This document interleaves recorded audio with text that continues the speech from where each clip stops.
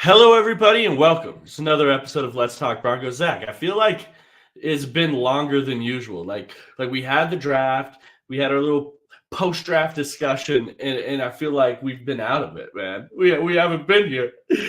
What's going I on, know. everybody? Zach, but how are you doing, man? I'm doing great. I was missing it too. After the draft, where it was like a show every day, we go back to 2 in a week, and it's crazy. It feels like it's been forever. Excited to be here talking about I don't know, some more post-draft side effects, where the Broncos go from here, some juicy breaking news, all of it. And then hopefully the Nuggets win tonight. That's the big thing I'm anxious about. We get a Nuggets win, and I'll be happy. I share that sentiment. We're both Nuggets out today. It's Denver, if you haven't noticed here on this podcast. Yeah, Dante says go Nugs. But we have some interesting things to discuss today, guys. We're going to be discussing how the Broncos get better. But first, Zach, you wanted to break down some Russell Wilson news, so I'm going to throw it down to you real quick. Yeah, absolutely.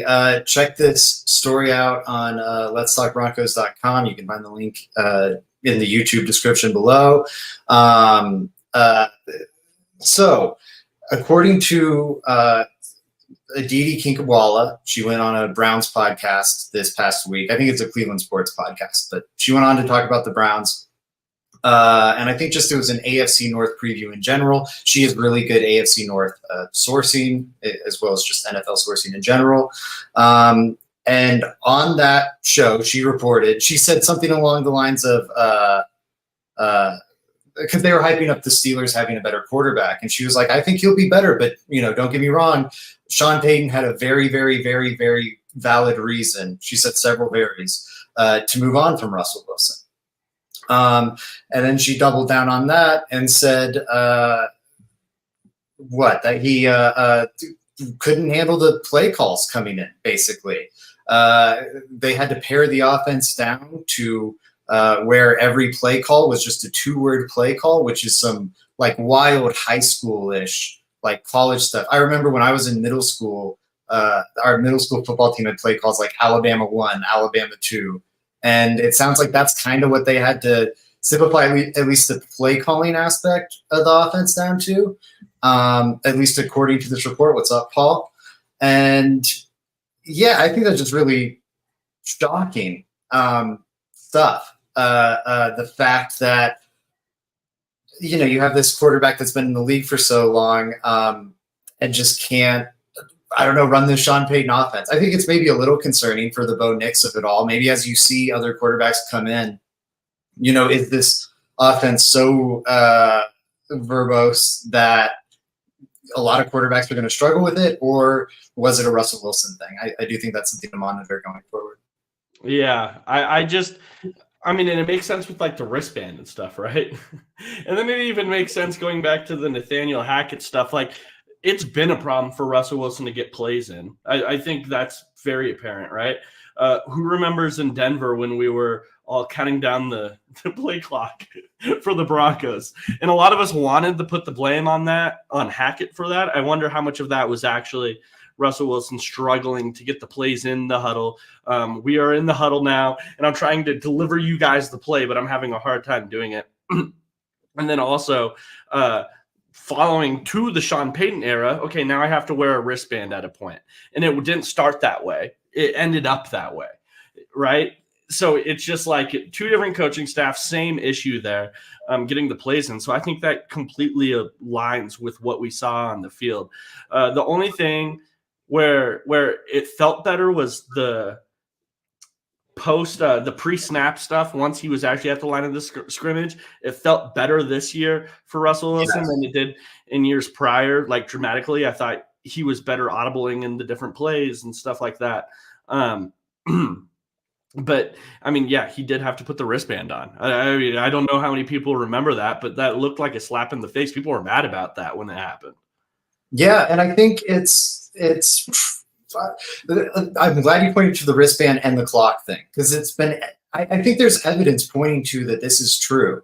It should be constantly brought up with any reports about the Russell Wilson-Sean Payton breakup, that Russell Wilson is heavily tied into media, and Sean Payton is heavily tied into media, and they both have a lot of media connections that can report what they want to have reported. That's kind of how the insider game works. Like, if something is being leaked, it's 90% of the time being leaked for a reason. Someone wants that out there for some reason.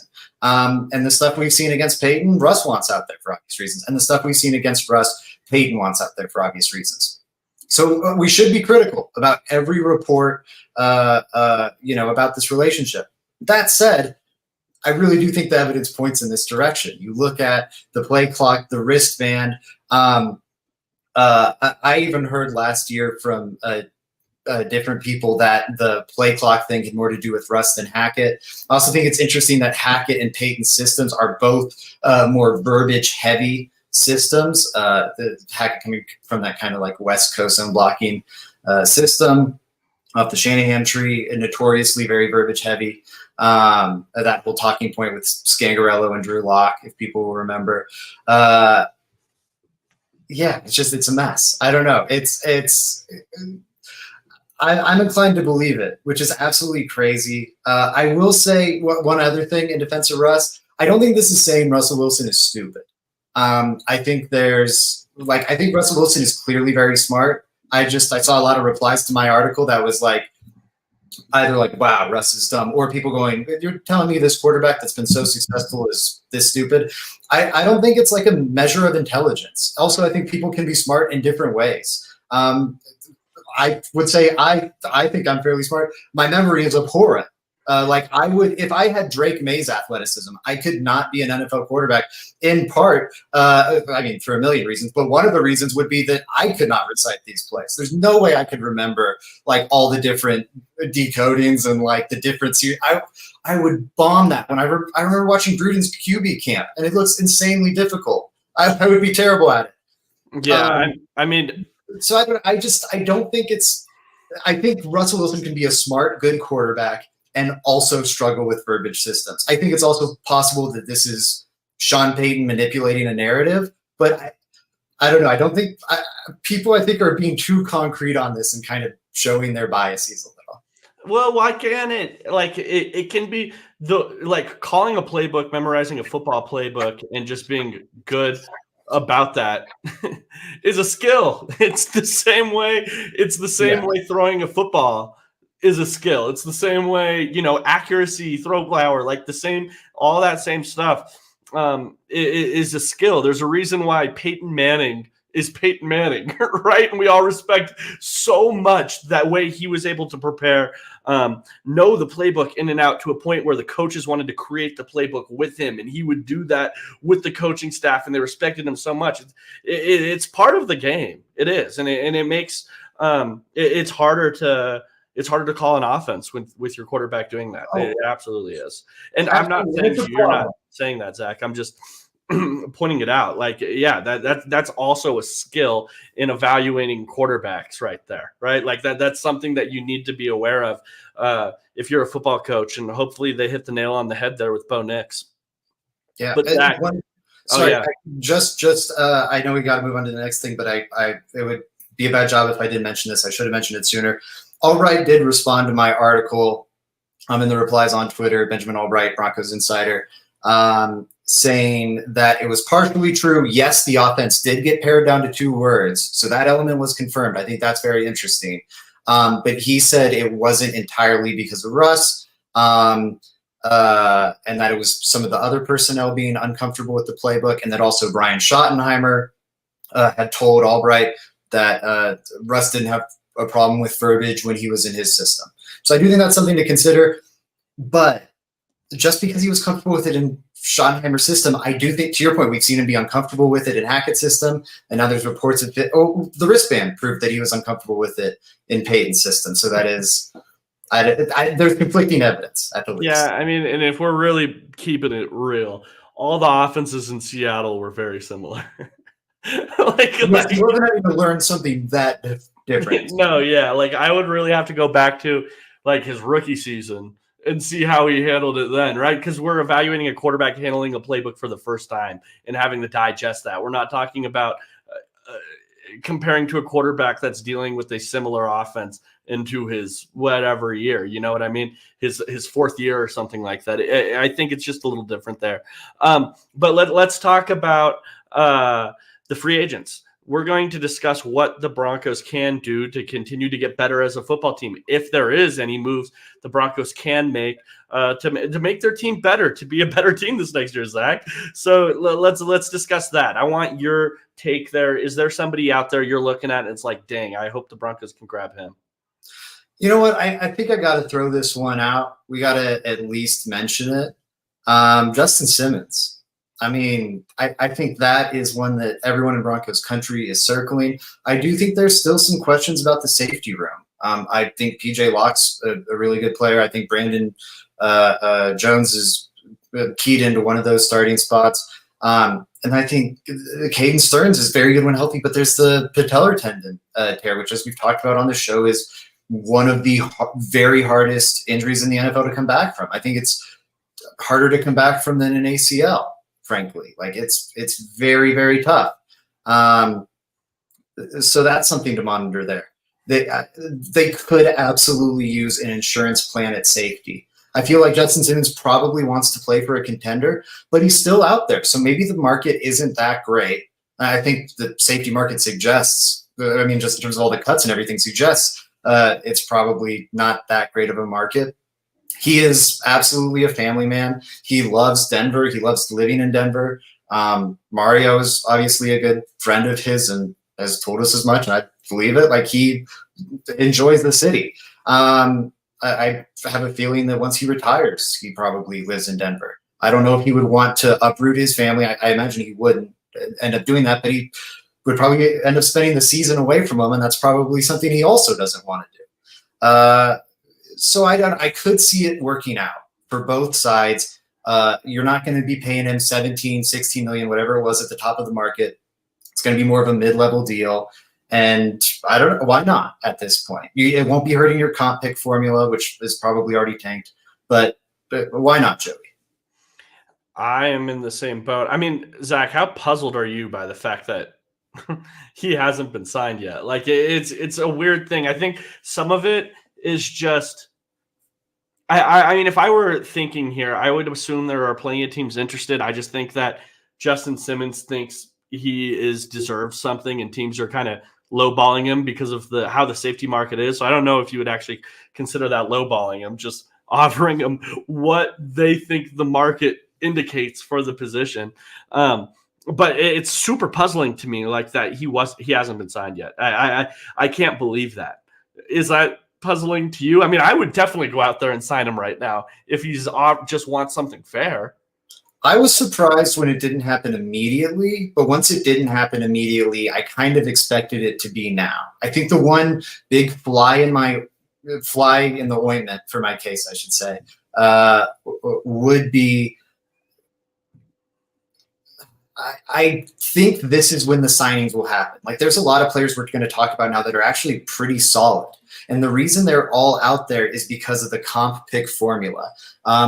Just to oversimplify it, basically you get a comp pick if you lose one of the top 100 free agents. I think it's 100. It might be 50. But if you lose one of the top 100 free agents, let's say,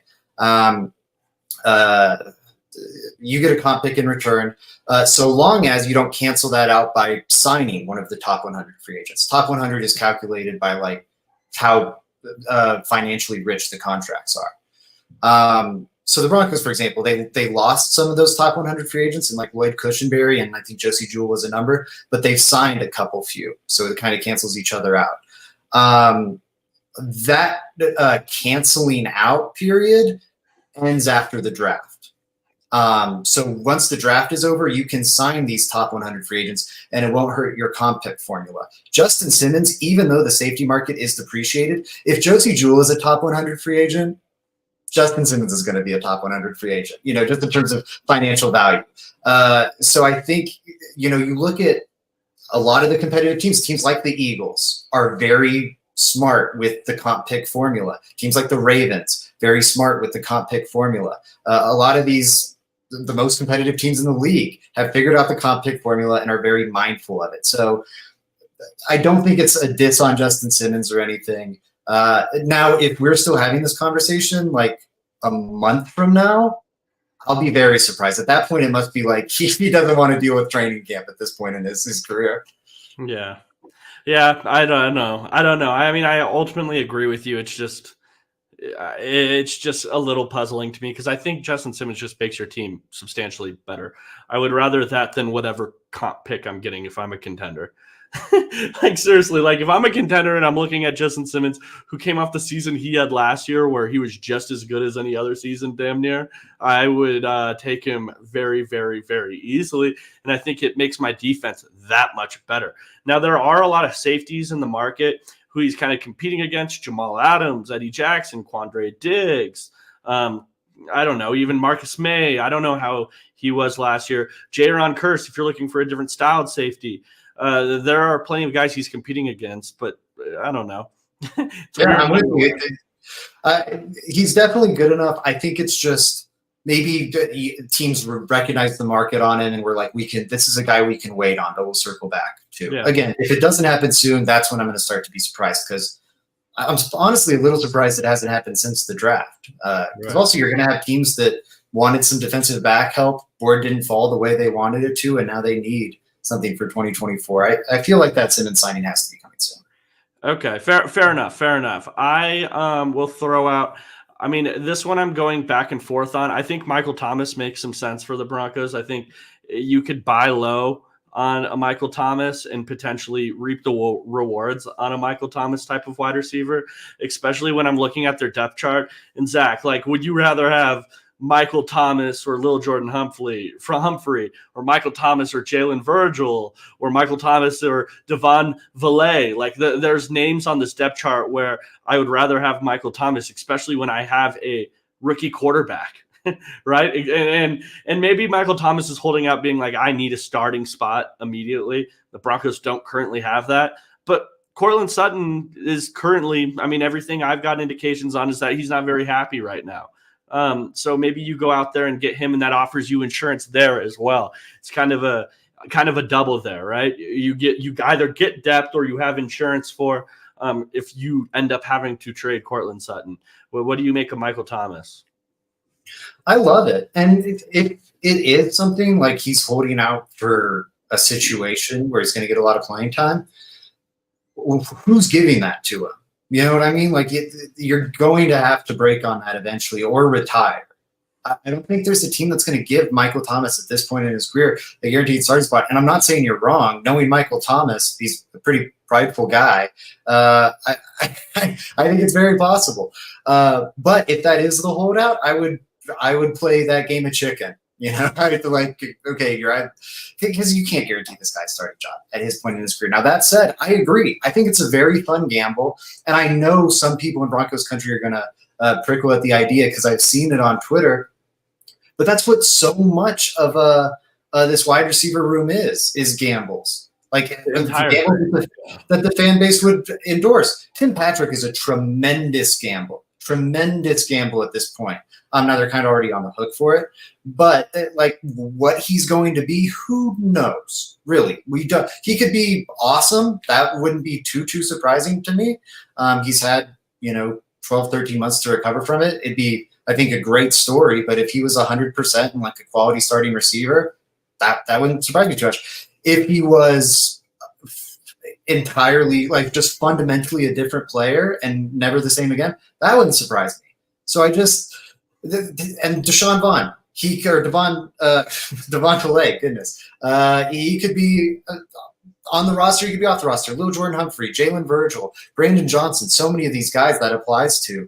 Like, Josh Reynolds is one known commodity, and I think that's it. I don't think we know what Marvin Mims is at this point in his career. Courtland Sutton, to your point, might not be on the roster. I think the only known commodity is Josh Reynolds, and he's a solid, like, B- receiver. Yeah. How many wide receivers usually make the roster, Zach? Is it 6, 7? Somewhere between 5 and 7. I think 6 is by far the most common, but the Broncos have in recent years both kept 5 or 7 on that initial 53, and then done some shuffling. What did they keep last year? Yeah, the Payton one will be most time. Let me pull that up, because I'm sitting here like, if Courtland Sutton isn't traded, You're not getting rid of Marvin Mims. You're not getting rid of Troy Franklin. And you're not getting rid of Cortland Sutton if he's not traded. I just said that. So there's already 3. And then Josh Reynolds, Tim Patrick, I guess, end of the day could be cut, right? I doubt it, though.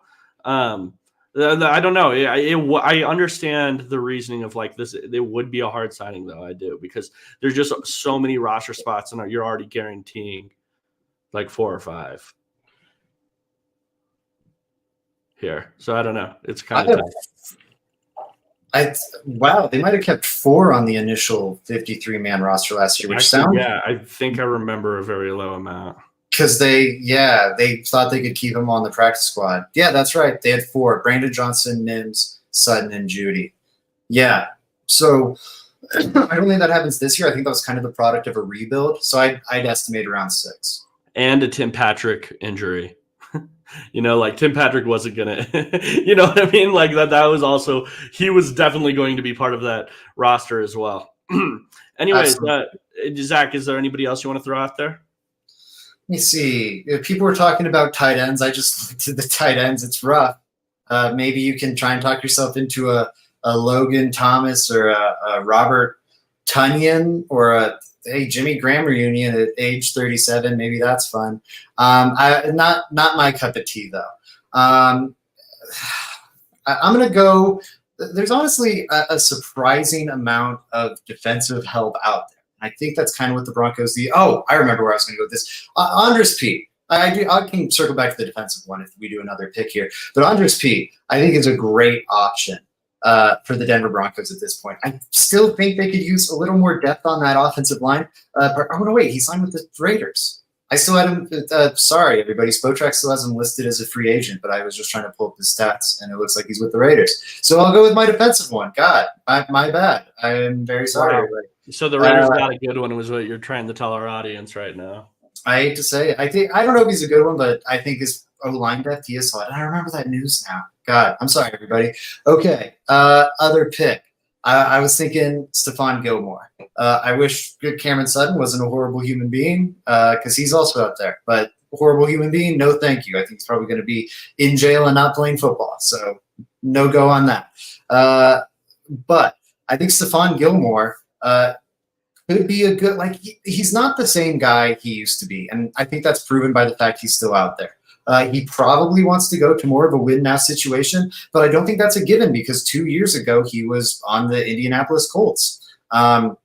He hasn't just been like this mercenary going to winning teams. He was on the Cowboys last year and played well, but again, not like his defensive player of the year self. And the Denver Broncos still have a huge void opposite Patrick Surtain that I don't think Levi Wallace is filling. I think you're hoping one of the rookies can do it. This would be more of like a July, August signing once you see him in training camp. But if the Denver Broncos still need if one of the young guys aren't it, if you're in training camp and KAD is not your answer to opposite Patrick Surtain, you're not ready to throw him to the Wolves. Riley Moss looks like a miss and Damari Mathis looks like a miss. I think Stephon Gilmore is about as good of an option as you could come by at this point, and an actually competitive option. The Broncos, I kind of don't believe them, but they're saying they're still trying to win games this year. If that's the case, make some moves like it. This is a premium position where you have a big question mark. If one of those rookies isn't able to, or it's not rookies, but young players on a rookie contract isn't able to solidify it, look for a veteran. Fair enough. I like that one. I mean, that would be good. I wonder if he's also holding out because of like wanting a little more than what the market is currently giving him. I'm sure that's the case because he's going to be the first ring, I think, for any team that suffers a starting cornerback injury this year, right?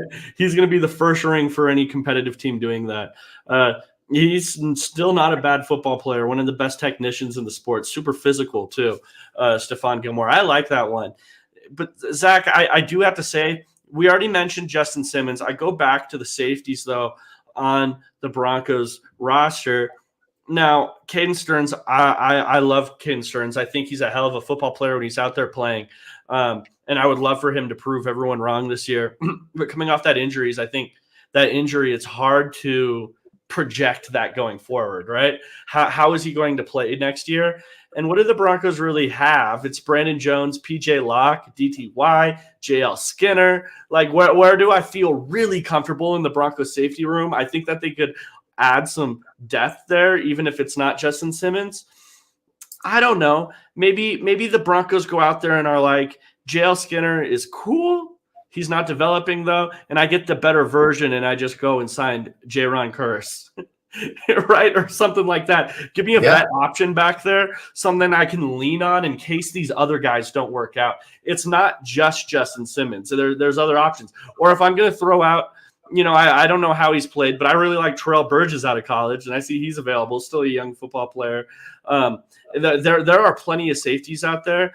But I think J-Ron Curse might just be a very easy replacement for JL Skinner, if I'm being honest. And I'm trying to make my football team better today.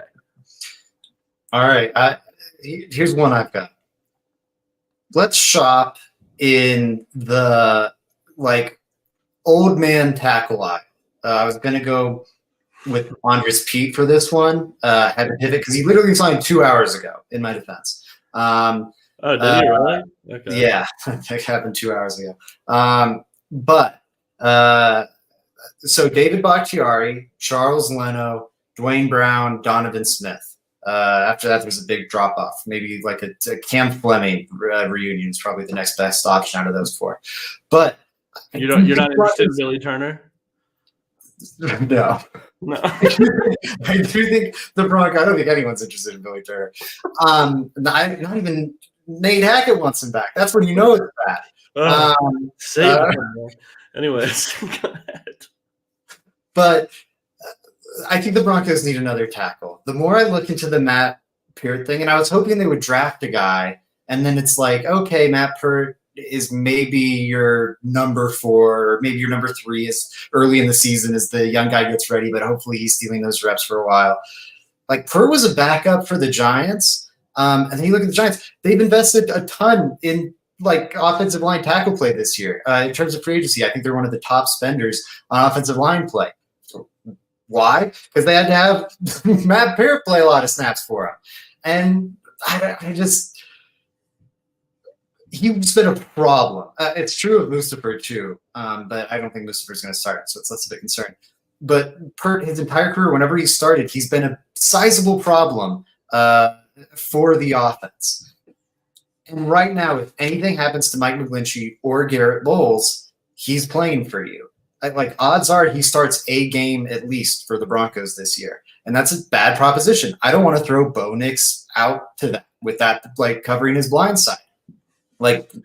So that's why I bring up the list of vets. Now, Bakhtiari, I don't know if he's ever going to play football again. You'd have to do medicals on that. There's stuff about him not playing on artificial turf or whatever. That was something that Matt LaFleur said last year. So that one might not be that might be a non-starter. But if it's workable, I imagine you could sign him for very cheap because of all the medical concerns. And then you have a very and also you wouldn't be putting a big snap load on him because he'd be that backup. You wouldn't even have to use him as your swing guy necessarily. Just have it as that option to keep your young quarterback upright, and you don't have to lean on Matt Peart. More realistic options, though, I'd say are Charles Leno, Dwayne Brown, Donovan Smith. I don't think Dwayne Brown's coming back either. My boy's 39 out here. Damn. 39, but he's still playing decent football. Here's the issue with these older guys. I have a hard time so let's just put ourselves in the shoes. If I'm 39 years old, I'm damn sure not going through training camp, all these practices, doing all this other stuff. You got to guarantee my job, my starting spot. I'm definitely not coming back to be a backup tackle. Are you out of your mind? I'm going to go do training camp and do all this type of stuff, and I'm not going to play, and I'm 39 years old. There's no way.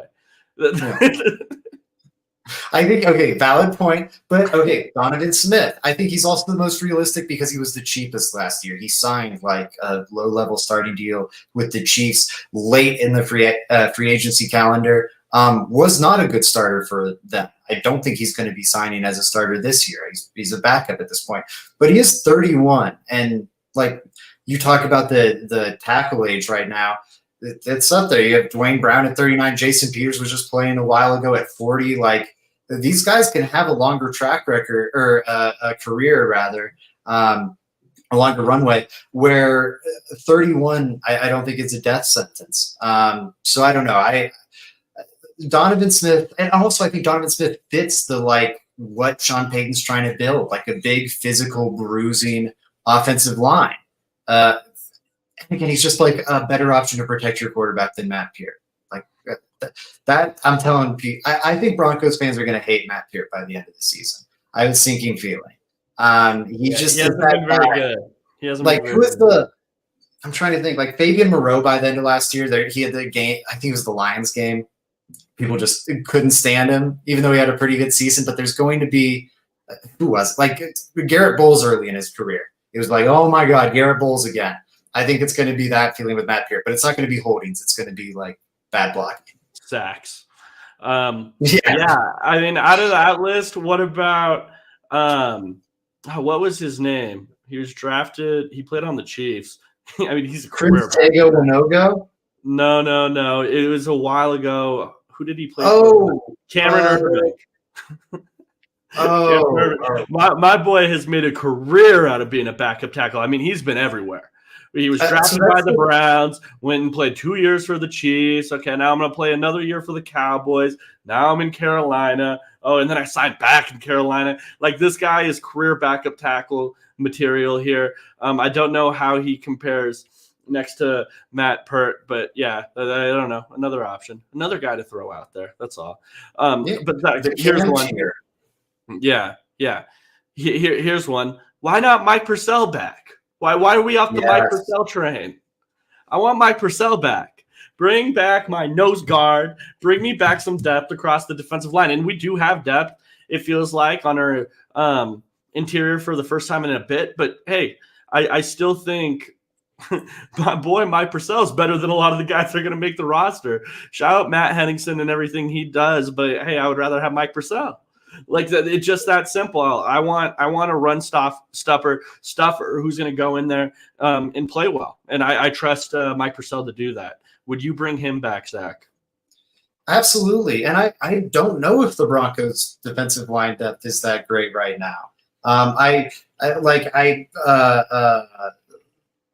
don't know. I think it's kind of what it was last year. You've got Zach Allen, DJ Jones, John Franklin Myers. I think that's good. Malcolm Roach.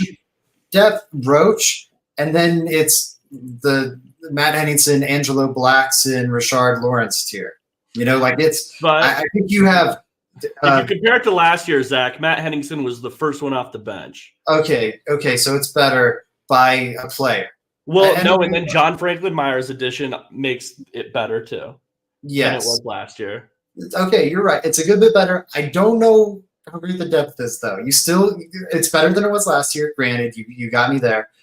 I still don't think it's that great. You are very quickly turning to some very questionable options. And Mike Purcell was, again, better than a lot of these guys last year. Like, he was keeping a Rashard Lawrence on the practice squad. He was definitely, like, I don't even know what Angelo Blackson was doing last year, but he was definitely outplaying Matt Henningsen. I wonder if they worry if he's a little redundant with Malcolm Roach, but I don't know. I would go for it, or just sign one of these guys out there. Here's the thing about the redundancy thing. Give me a guy that's going to run stop than the guy that's not pass rushing or run stopping. Like, I would rather have the guy that's redundant with the other guy than the guy that's not doing any of it. Yeah, that would be my argument, I guess. Yeah, no, I'd agree. Yeah, the potential is a cool talk, but we need to see it at some point. We just do. Yeah. And like Elijah Garcia had a great preseason last year. He really struggles in the run game. Like, oh my God. I like there's some things there that are just like that's going to keep him off the field even in third downs because he's just not physical enough. Now maybe he comes into this preseason or off season and looks like a much better football player, and that could happen with any of these guys. But the issue is that's just such a projection. We haven't seen it. And you need to find some good run defenders for your interior. That's going to be crucial for the Broncos because, we disagreed on it with Jonah Ellison, but I'm sure we agree about it on Baron Browning, on Nick Benito, in this Broncos edge room. not a super stout like run defending squad. And, and I don't think John Ellis is going to be very great in the run either, like especially year one. So I think like to that point, you need someone.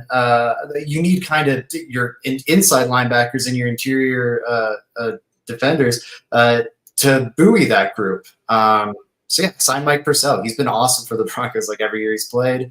A good locker room presence too. Okay, Zach. Well, before we sign out here, do you have anything else you want to get off your chest? Oh man. I mean, I think like JC Jackson could be a little fun, but that's probably a mess. I think he's probably done with how many teams are giving up on him. God, what happened? God, the Belichick. Tyler Boyd that was one that crossed my mind, but I think I don't know. I feel like he probably wind up being redundant with Josh Reynolds. So I don't. Is Fletcher Cox just trash nowadays? What's up there? I think he might retire. That's why I haven't mentioned him, but I would absolutely look at him as well. I've just heard a lot of retirement buzz with him, but he's still listed here, so maybe he's holding out for a gig. Wants to play for Sean Payton, the rebuilding Broncos at like 55 years old. Hey, that's what he wants to do. Okay. I think I'm set. All right, cool. Well, everybody, thank you for joining the show today. We're going to be a lot more active now. Definitely. So make sure you guys are checking us out at letstalkbroncos.com, especially. We're on there all the time. Articles are popping off. Zach had a really good one. We broke that down at the beginning of this. Make sure you guys go check out that one. Make sure you're following Zach at Zach Seegers, at Zach_Seegers, right? Yep, at Zach_Seegers. And then make sure you're following me at JR Drafts on Twitter. And until next time, go Broncos. Go Broncos.